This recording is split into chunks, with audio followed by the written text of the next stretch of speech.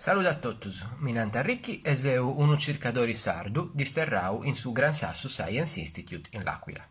Seu un fisico teorico e traballo in su campo della cosmologia, che è stessa scienza che studia la storia passata e si sviluppa benidore del universo cosa nostra. In su dotto, considerau commenti un sistema unico.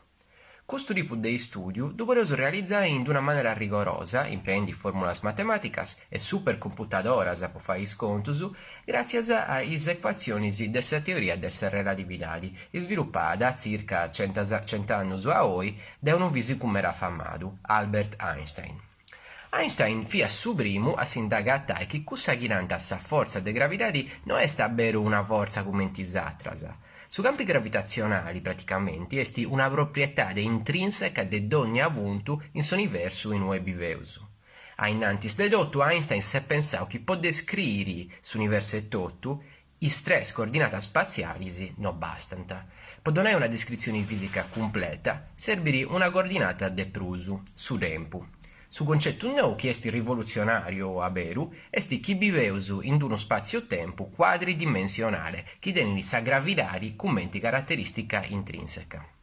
Sa gravidade si manifesta in forma di incruarura di questo spazio-tempo, induida da sa presenza de corpus con una massa.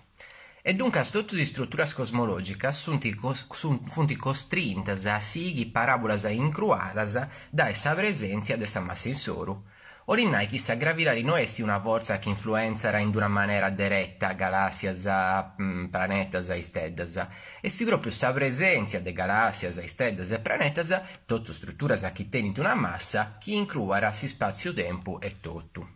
Immaginaus un lenzoru elastico in cui poneus una boccia mera pesante. Sul lenzoru esti si spazio-tempo e sa boccia esti su soli, che incruara una regione di si spazio-tempo. Chi ci poneus una variga de boccias plus lebias plus piticas, teneus is planetas puru. Custos planetas ant a movi, sighendi orbitas a furiu de su soli, determinadas appunto da s'incruarura induida da sa presenza de sa massa de su soli.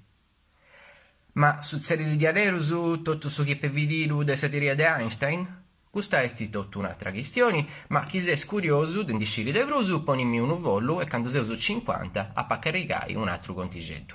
A trasbortas.